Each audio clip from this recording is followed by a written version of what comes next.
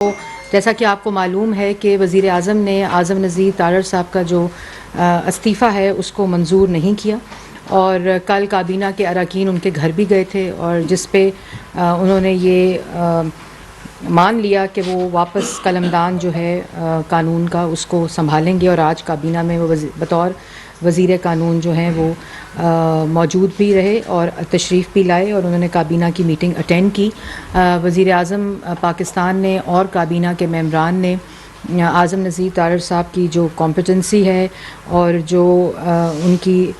پورا جو ان کا ٹریک ریکارڈ وزیر قانون رہا ہے اس کو بھی سہرایا، اور اس کے ساتھ ساتھ ایاز صادق صاحب جنہوں نے اس ڈیوریشن کے لیے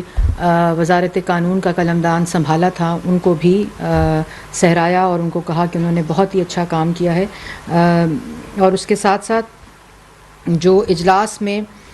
کوئٹہ کے علاقے بلیلی میں جو سیکیورٹی وین کے اوپر خودکش حملہ ہوا اس کی شدید مذمت کی گئی، اور شہداء کے لیے فاتحہ خوانی بھی کی گئی، اور جو زخمی ہوئے ہیں ان کی جلد صحت یابی کے لیے دعا بھی کی گئی۔ اور یہ جو پولیو ورکرز کی جو میں سمجھتی ہوں کنٹریبیوشن ہے،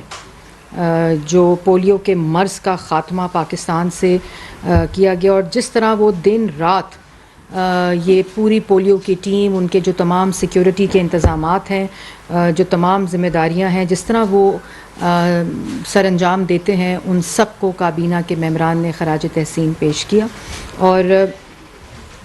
جو قومی ایجنڈا ہمارا ہے، جو کمٹمنٹ ہماری نیشنل ہے پولیو کے خاتمے کے لیے، اس میں تمام جو اس میں اسٹیک ہولڈرز ہیں ان کے جذبات کو، ان کی کاوشوں کو، ان کی کوشش کو، ان کی محنت کو، ان کی کمٹمنٹ کو، ان کے پیشن کو خراج تحسین پیش کیا۔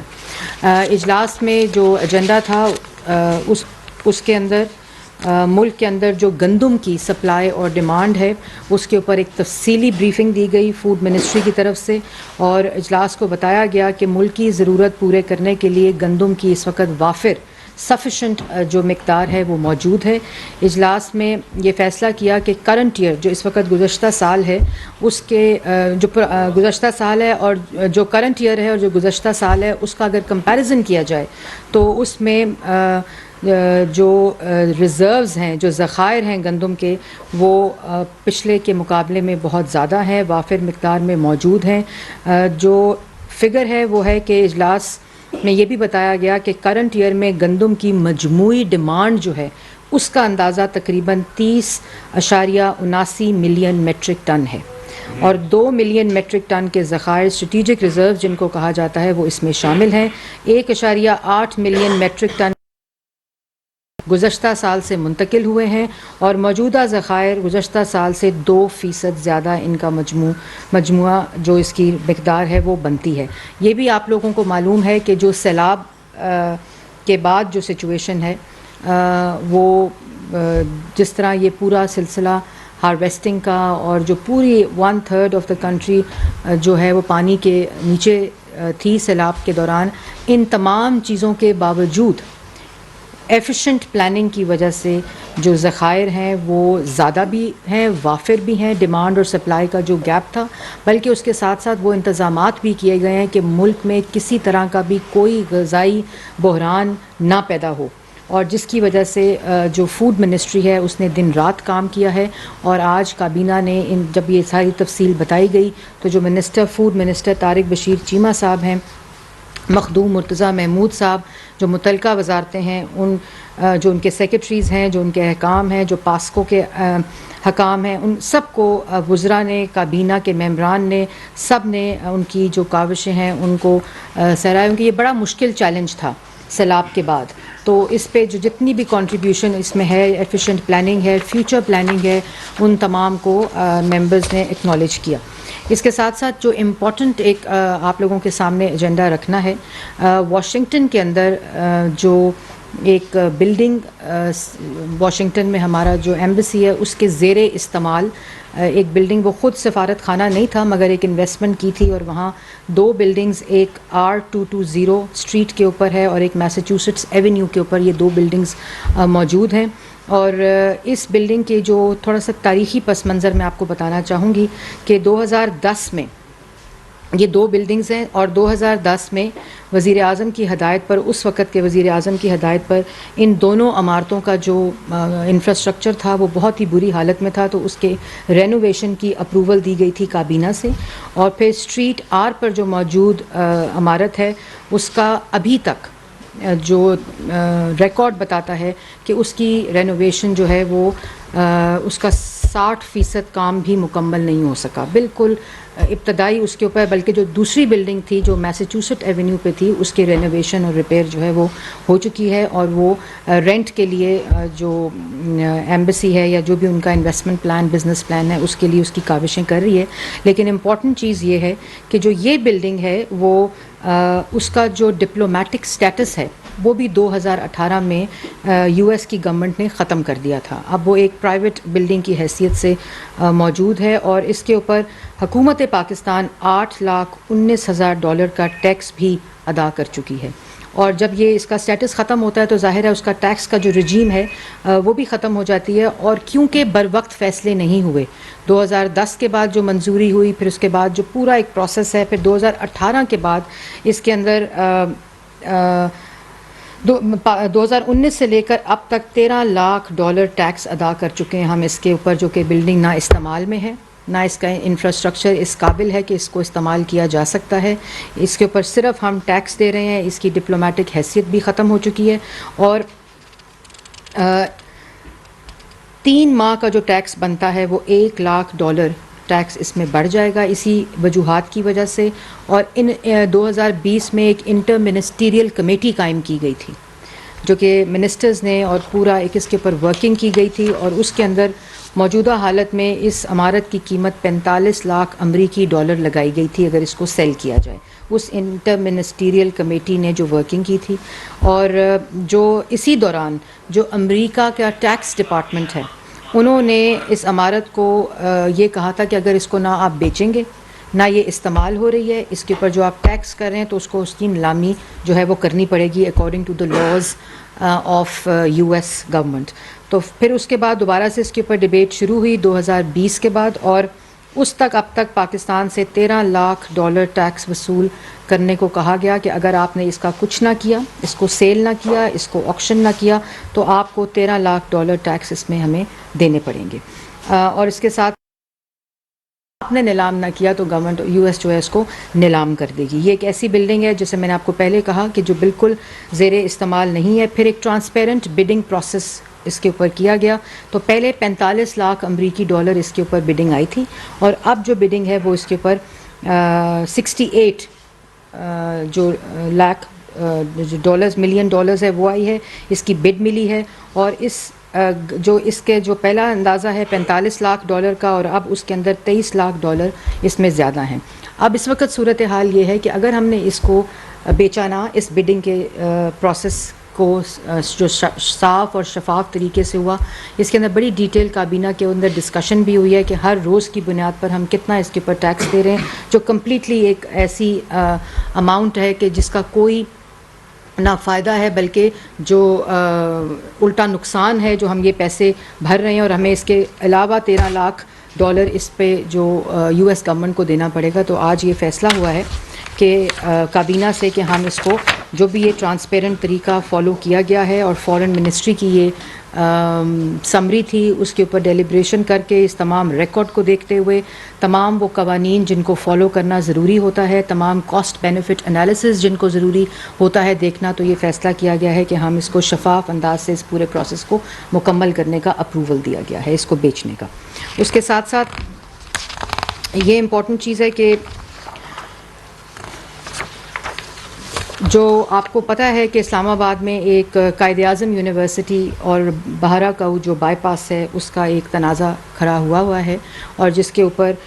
جو پروفیسرز قائد اعظم یونیورسٹی اور versus federation of Pakistan through cabinet division کو جو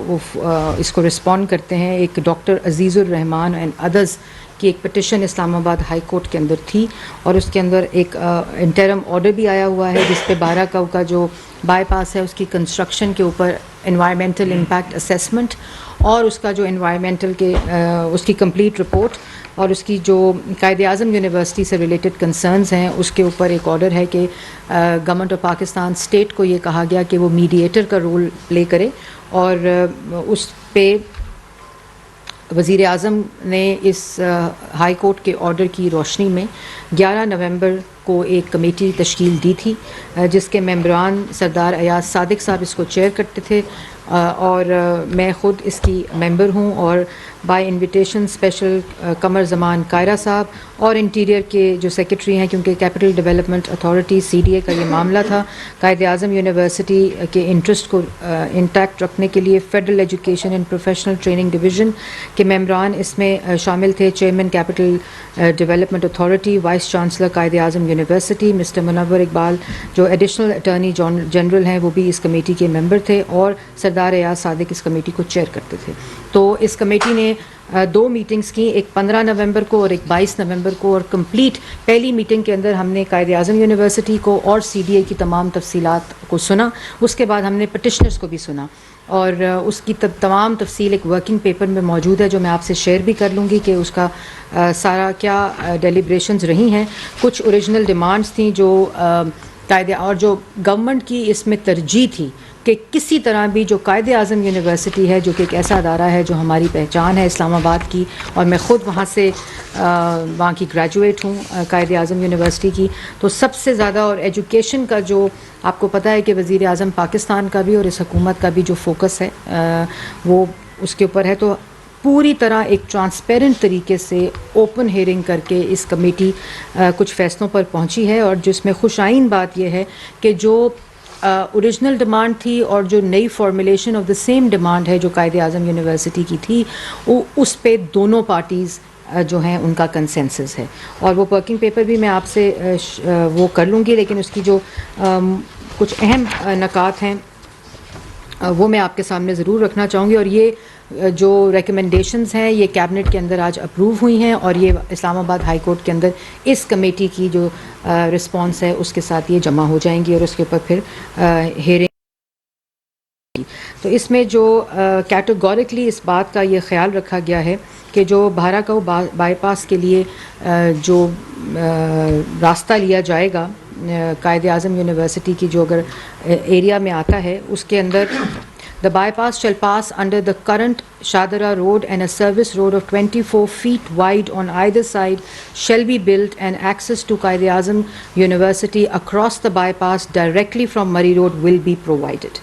تو یہی ان کا ایک مین تھا کہ ہماری ایکسس جو ہے مین وہ قائد اعظم یونیورسٹی کی اس بائی پاس کی وجہ سے، لیکن آپ کو یہ معلوم ہونا چاہیے کہ یہ جو کنجیشن ہے بھارا کاؤ کے اوپر جو آتی ہے، جو لوگ مریض سے آتے ہیں اسلام آباد میں رہتے ہیں وہ اس سے بالکل واقف ہیں کہ یہاں کتنی کنجیشن ہوتی ہے، جو یہاں پولوشن ہے اس کنجیشن کی وجہ سے، جو وہاں ٹریفک کا انتظام ہوتا ہے، اور جو روڈ کی حالت ہو جاتی ہے ہر بار اس کو ریپیئر کرنے کی، تو وہ ان تمام چیزوں سے، لیکن جیسے میں نے پہلے کہا کہ قائد اعظم یونیورسٹی کے کنسرنز کو پرائم رکھا گیا، اور جس کی وجہ سے یہ تمام چیزیں جو اس وقت اگریڈ اپون ہیں اس پہ ایک رپورٹ کابینہ کو پیش کی گئی ہے۔ پھر جو CDA کے ذمہ داری ہے جس کے اندر لینڈ لیز قائد اعظم کی 33 ایئرس کی ہے جو کہ رینیو ہونی ہے، اس کو ایکسٹینڈ ہونی ہے، وہ بھی CDA کو کہا گیا ہے کہ اس کا پورا انتظام کیا جائے۔ پھر جو الائیڈ ایکٹیویٹیز ہیں قائد اعظم یونیورسٹی کے اندر پبلک پرائیویٹ پارٹنرشپ کے ذریعے، وہ بھی جو متعلقہ پلیٹ فارمز ہیں اور قوانین ہیں اس کے ذریعے اس کی پوری انتظام کرنے کو کہا گیا ہے اس کمیٹی نے۔ اور اس کے ساتھ ساتھ جو آؤٹ اسٹینڈنگ اماؤنٹ کا جو لیز کا ہے قائد اعظم یونیورسٹی کا، اس کو بھی جو فیڈرل ایجوکیشن منسٹری ہے اس کو یہ ذمہ داری دی گئی ہے کہ اس کو فوری طور پر حل کرایا جائے اور قائد اعظم یونیورسٹی کو فیسیلیٹیٹ کرایا جائے۔ تو جیسے میں نے آپ کو کہا کہ یہ دونوں پارٹیز کو اس کے اوپر کوئی آبجیکشن اس وقت نہیں ہے، تو یہ رپورٹ کابینہ سے آج اپروو ہو گئی۔ یہ کابینہ کے اوپر بریفنگ تھی۔ اب آپ کا کوئی سوال ہو تو میں اس کا جواب میڈم ایک تو یہ بتا دیں، آج وہ ایشو تھا ووٹ پرائز کا کیبنٹ میں بھی تھا، جس پر سندھ حکومت کا فیڈرل گورنمنٹ کا کوئی کنسرن بھی ہے، وہ 4000 کرتے ہیں اور یہ فیڈرل گورنمنٹ 3000 کرتی ہے، اس پہ کیا ڈیسائیڈ ہوا ہے؟ دوسرا، پہلے بھی آپ سے سوال پوچھا تھا، آج دوبارہ پوچھ لیتے ہیں۔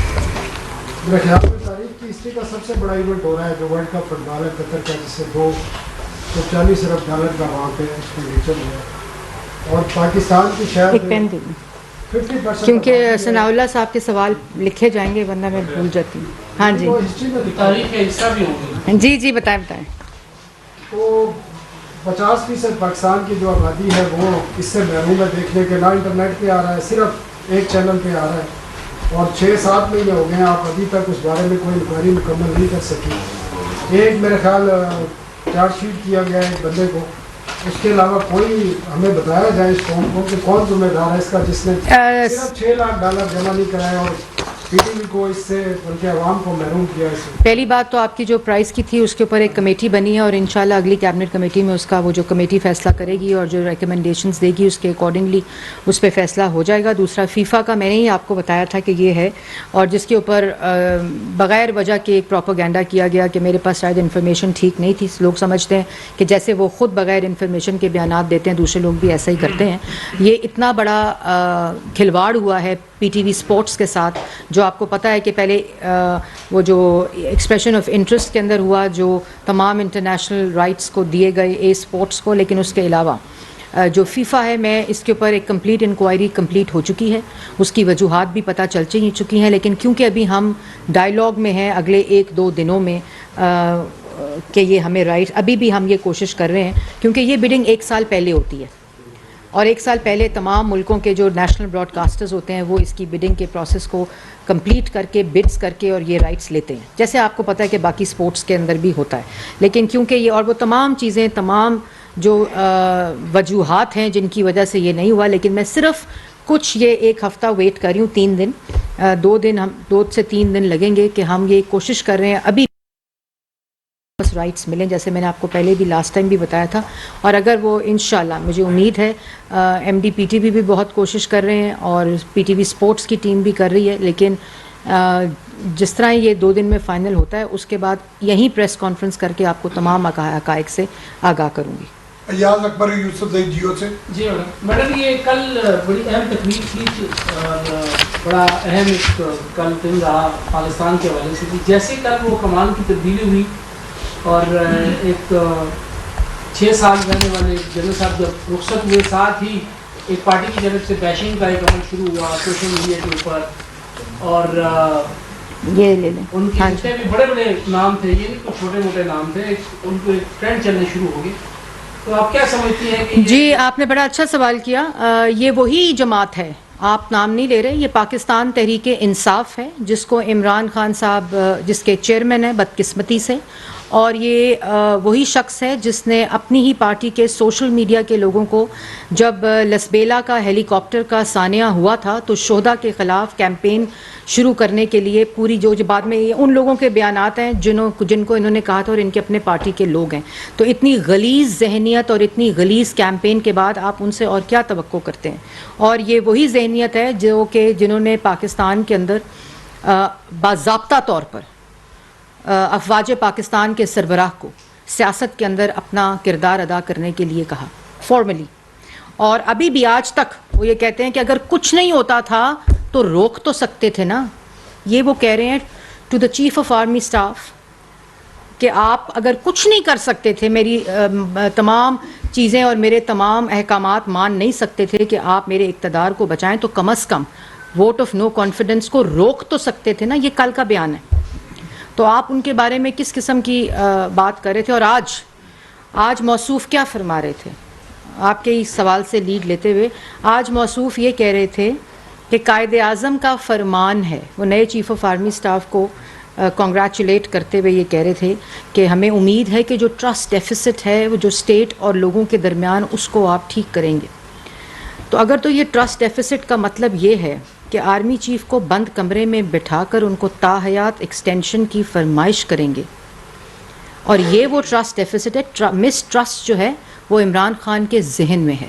کیونکہ وہ اس کرسی کے ساتھ اور اس اقتدار کے ساتھ چمٹے رہنا چاہتے ہیں جس کے لیے وہ اس طرح کی آفرز کریں، جس کے لیے وہ افواج پاکستان کے افسران کے خلاف مہم چلائیں، شہدا کے خلاف مہم چلائیں، اور جس کے لیے وہ افواج پاکستان کو، چیف آف آرمی اسٹاف کو باضابطہ طور پہ سیاست کے اندر مداخلت کرنے کے لیے فارملی انوائٹ کریں اور اسپیکر سے، ڈپٹی اسپیکر سے، گورنر سے، وزراء سے آئین شکنی کرائیں، کیونکہ مقصد صرف یہ ہے کہ اپنے اقتدار کو سنبھالا جائے۔ اور آج کہتے ہیں یہ قائد اعظم کا فرمان ہے، تو قائد اعظم کا یہ بھی فرمان تھا کہ چیف آف آرمی اسٹاف کو کمرے میں بند کر کے اور ان کو تاحیات ایکسٹینشن کی آفر دیں؟ کیا قائد اعظم کا یہ فرمان تھا کہ 3 کیرٹ کی انگوٹھی نہیں لینی اور 5 کیرٹ کی انگوٹھی لینی ہے؟ کیا قائد اعظم کا یہ فرمان تھا کہ فورن فنڈنگ زکوٰۃ کے لیے پیسے آئے ہوئے کو اپنی سیاست کے لیے استعمال کرنا ہے؟ کیا قائد اعظم کا یہ بھی فرمان تھا کہ جو طیبہ گل ہے، ایک خاتون آپ کے پاس آئے کہ ان کی عزت کو خطرہ ہے یا ان کے اوپر ہراسمنٹ ہو رہی ہے تو آپ ان کو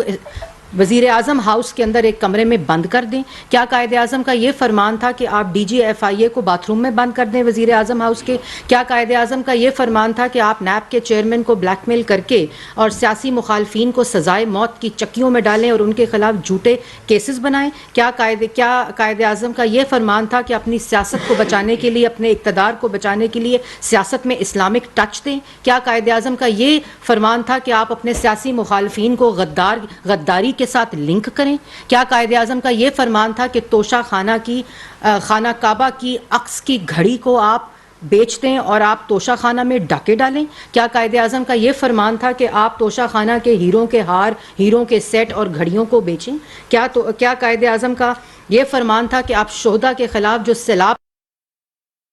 کی حفاظت کرتے ہوئے، ان کی ریسکیو کے لیے، ان کے ریلیف کے لیے کام کرتے ہوئے شہید ہو جائیں، آپ ان کے خلاف مہم چلوائیں؟ کیا قائد اعظم کا یہ فرمان تھا کہ آپ افواج پاکستان کے افسران کے خلاف پوری ایک آرگنائزڈ کیمپین کریں؟ کیا قائد اعظم کا یہ فرمان تھا کہ اگر آپ کے خلاف تحریک عدم اعتماد آ جائے تو آپ اپنے اسپیکر سے، اپنے ڈپٹی اسپیکر سے، صدر پاکستان سے، گورنر سے، تمام آئینی عہدوں سے آئین شکنی کرا کے اپنے اقتدار کو بچانے کی کوشش کریں؟ کیا قائد اعظم کا یہ فرمان تھا کہ آپ افواج پاکستان یا آپ سیکیورٹی ایجنسیز کے سربراہ کو نیوٹرل کہیں، جانور کہیں، کیونکہ وہ آپ کے اقتدار اور سیاست میں مداخلت نہیں کر رہے؟ آپ کو کیا یہ تھا کہ آپ دوسروں کے مینڈیٹ پہ کو چوری کریں اور آپ بطور وزیر اعظم مسلط ہو جائیں اور اس کے بعد آٹا، چینی، بجلی، گیس، دوائی پہ ڈاکے ڈالیں؟ کیا قائد اعظم کا یہ فرمان تھا؟ وہ فرمان جو ہیں، جو آپ کی حرکتیں ہیں، اور آپ لوگوں کو قائد اعظم کے فرمان بتاتے ہیں؟ آپ وہ شخص جو جمہوری ذہن رکھتے ہی نہیں، جو لوگوں پر الزام لگا کر، تہمت لگا کر، بہتان لگا کر جو عوام کو، لوگوں کو تقسیم کرے، ہیٹ سپیچ کرے، جو لوگوں پہ الزامات لگائے جھوٹے، کیا قائد اعظم کا یہ فرمان تھا؟ اس لیے آپ بھاشن مت دیں۔ جو 2018 سے لے کر 2022 تک اس ملک کے ساتھ، عوام کے ساتھ ہوا، وہ آج پاکستان کی عوام کو آپ بھلا نہیں سکتے۔ اور اب آپ لانگ مارچ سے بھی فارغ، نالائق، نااہل، چور، کرپٹ، سیاسی طور پر فیل، اور لانگ مارچ سے فارغ، تو اب آپ ہیں فارغ۔ اور جو فراغت ہے اس میں آپ 2 کام ضرور کریں۔ ایک، جتنے توشہ خانہ کے آپ نے تحائف ڈکلیئر نہیں کیے ان کو ڈکلیئر کریں۔ دوسرا، وہ ایک مقدمہ کرنا تھا جس کا آپ نے اعلان کیا تھا کہ میں توشہ خانہ پہ جو میرے پہ الزامات لگائے گئے ہیں، جب آپ نے شہباز شریف پہ الزام لگایا کہ پینما میں انہوں نے مجھے یہ کہا ہے کہ 10 بلین لے لو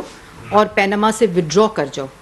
تو شہباز شریف نے آپ کے خلاف ڈیفیمیشن سوٹ کیا تھا۔ آج 6 سال ہو گئے، آپ کا وکیل اور آپ جواب نہیں جمع کرا سکے، اور اب یہ کورٹ نے کہا ہے کہ اگر اگلی ہیئرنگ پہ آپ نے جواب جمع نہ کرایا تو کورٹ فیصلہ کر دے گی۔ تو آپ نے ایک اناؤنسمنٹ کی تھی کہ آپ نے ایک کیس کرنا تھا کیونکہ آپ کے اوپر توشہ خانہ کا الزام لگایا گیا ہے، لیکن آپ کو یہ معلوم ہے کہ اگر آپ نے وہ کیس کیا تو گھڑی کا بھی دینا پڑے گا حساب، اور وہ تمام حساب دینے پڑیں گے جو ابھی عوام کے سامنے آنے ہیں توشہ خانہ سے ریلیٹڈ. اس لیے آپ یہ 2 کام ضرور کریں جب آپ کے پاس فراغت ابھی موجود ہے. تو وکلا کی مشاورت کو میرا خیال ہے 3 ہفتے ہو گئے ہیں اور 3 ہفتے کے اندر اندر آپ وہ کیس کر کے اپنا جواب جمع کرائیں. جی خالد محمود صاحب ایکسپریس سے میڈم آج کیبنٹ کے پولیٹیکل ڈسکشن بھی ہوئی ہے. خاص کر جو اسمبلیوں سے نکلنے کے بارے میں طریقے صاحب نے اعلان کیا اور پرویز لائی کا جو رد عمل ہے کل وہ تقریب میں بھی شرکت انہوں نے کی تھی, باقی سب سے مل رہے تھے. دیکھیں میں آپ کو ایک بات بتا دوں کہ عمران خان صاحب اس ملک میں کوئی یہ جو جھوٹی آزادی اور یہ گفتگو سائفر کے بعد, جیسے ایک بات میں بھول گئی کہ کیا قائد اعظم کا یہ بھی فرمان تھا کہ سائفر کے اوپر کھیلنا ہے اور قومی مفاد کو بیچو. تو یہ جو ساری چیزیں عوام نے دیکھی ہیں تو حقیقی آزادی کا تو جو چہرہ ہے وہ عوام کے سامنے ہے. ٹھیک ہے, اب ملک میں صرف پولیٹیکل انسٹیبلٹی چاہتے ہیں. افسوس اس بات کا ہے کہ جب وزیر اعظم مسلط تھے اس وقت بھی یہ پولیٹیکل انسٹیبلٹی چاہتے تھے اور پولیٹیکل وکٹمائزیشن کا کھیل شروع کر دیا احتساب کے نام پر, اور کے پی کے احتساب کمیشن کو آج تک تالا لگایا ہوا ہے. یہ ملک میں افراتفری چاہتے ہیں, یہ ملک میں تقسیم چاہتے ہیں, یہ نہیں, یہ چاہتے ہیں کہ ان کے جو انفنشڈ ایجنڈاز ہیں وہ مکمل ہوں. اسی طرح اگر آپ آئے تھے وفاقی وزیر اعظم سے استعفیٰ لینے, وفاقی آپ کا پورا حقیقی مارچ کا بینر تھا کہ یہ امپورٹڈ حکومت ہے, سائفر کی ٹیپ آ گئی. انہوں نے کہا کہ یہ ووٹ آف نو کانفیڈنس میں بندے خرید کے بنی ہے, بندے خریدنے کی ٹیپ آ گئی. شری لنکا بنانے کی ان کے فون کیا پنجاب کے اور کے پی کے وزیر خزانہ کو کہ آئی ایم ایف کے ساتھ کھیلنا ہے اور آئی ایم ایف کا جو لیٹر ہے وہ لکھو. تو حقیقی آزادی کا تو جو جنازہ نکلا ہے وہ ساری پاکستان کی عوام جانتی ہے. اور اب یہ چاہتے ہیں کہ یہ تمام, یہ مقصد نہیں ہے ان کا, یہ مقصد نہیں. امریکہ میں لابی فرم کو ہائر کر کے آپ حقیقی آزادی نہیں لے سکتے, اور آج تک یو ایس کا نام نہیں لیتے اب جب سے کہتے ہیں it is over and it is behind me. تو یہ وہ تمام چیزیں ہیں. اب یہ ملک میں افراتفری چاہتے ہیں. ہمارا مقصد, میں نے اس دن بھی کہا تھا کہ اس وقت فلڈ وکٹمز ریکنسٹرکشن اور ریہیبلیٹیشن کا فیز شروع ہو چکا ہے. ملک کے اندر جو ان کی ڈالی ہوئی تمام اکنامک جو معاشی تباہی ہے اس کو ٹھیک کرنا ہے. جس طرح آپ کو معلوم ہے کہ تمام جو چیزیں خارجہ سطح کے اوپر جہاں جاتے ہیں, میں آپ کو الفاظ میں نہیں بتا سکتی کہ 4 سال کا جو ان کا اعمال نامہ ہے وہ کتنا خطرناک ہے اس ملک کے لیے, فورن انویسٹمنٹ کے لیے, خارجی تعلقات کے لیے. اگر میں آپ کو ایک ایک ملک کی باتیں ان کے بارے میں بتاؤں تو انسان کے رونگٹے کھڑے ہو جاتے ہیں. جہاں شہباز شریف جا کے معافیا مانگتے ہیں کہ یہ ایک 4 سال کا کالا دور تھا اور اب ہم ایک نئی شروعات کریں گے. اور یہ وہ ممالک ہیں جو ہمارے دوست ممالک ہیں, یہ وہ ممالک ہیں جن کے ساتھ ہمارے خارجہ تعلقات اتنے پختہ ہیں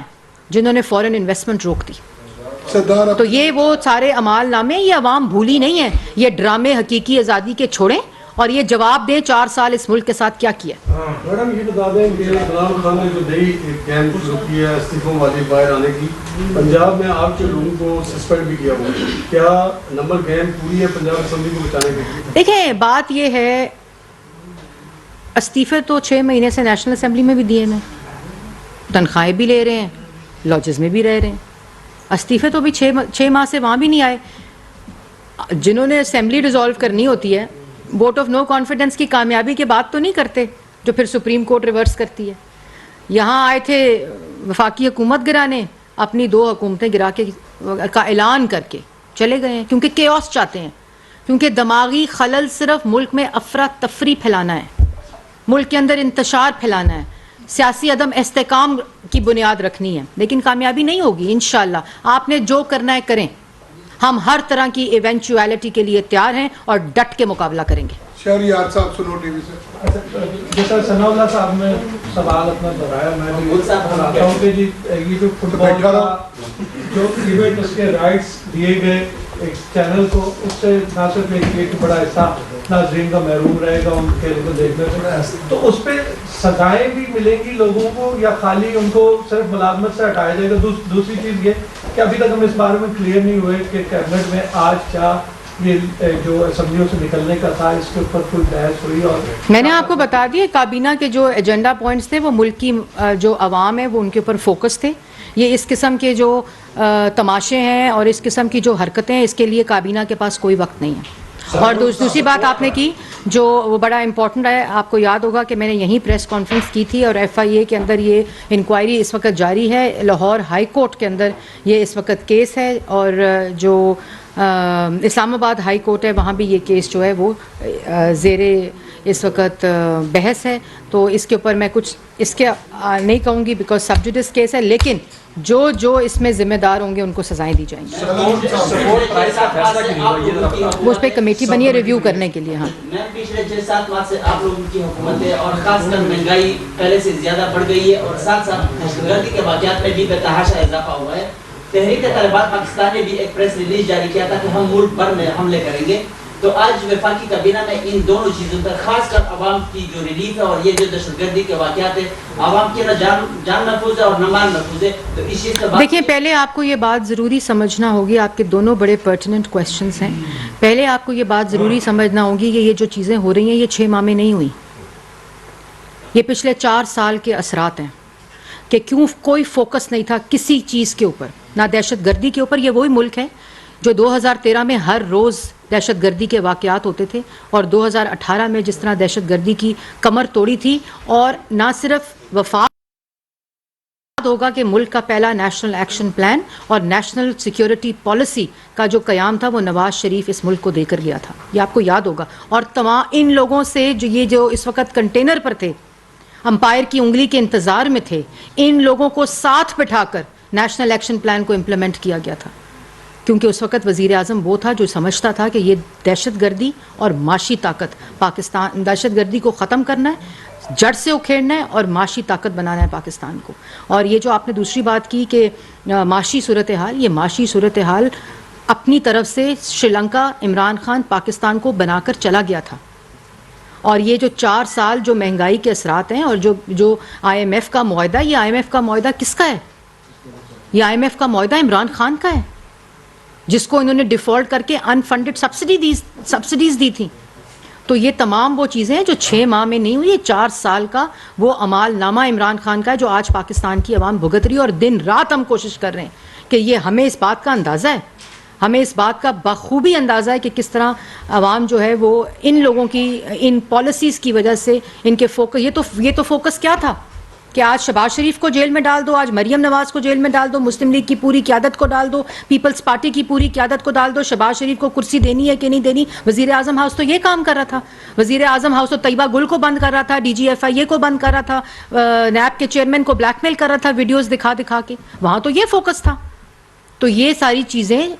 4 سال کی چیزیں جو اکنامک پالیسیز ہیں, جو لوگوں کو ریلیفز ہیں. ابھی آپ نے دیکھا کسان پیکج آیا ہے اور آج کابینہ نے کسان پیکج کا بھی اپروول دیا ہے جو کہ پرائم منسٹر نے اس دن پریس کانفرنس کر کے عوام کو بتایا تھا. اور اس کی تمام جو امپلیمنٹیشن ہے اور اس کی تمام جو بجٹ ایلوکیشن ہے اس کی بھی آج کابینہ نے باضابطہ طور پر منظوری دی ہے. تو یہ وہ تمام کوششیں ہیں جس کو ہم دن رات وزیر اعظم جو ہے وہ ان پر قابو پانے کی کوشش کر رہے ہیں. ناظرین, وفاقی وزیر اطلاعات و نشریات مریم اورنگزیب